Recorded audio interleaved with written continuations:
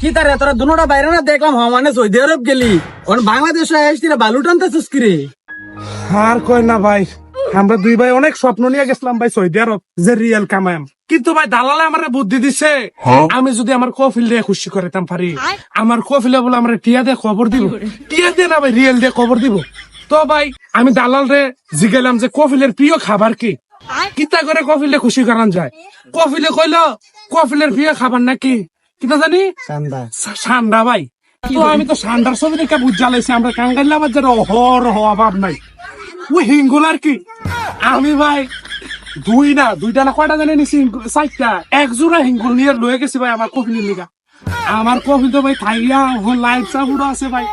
আমরা দুইজন বেদায় ভাই ভাড়া দিছে সৌদি আরব থেকে।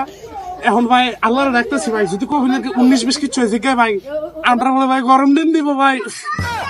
আর আমি তো ভাই বাংলাদেশ একটা চালানের লিগে রাজমিস্ত্রি কাম করে খাই নচ্চ কি রেডি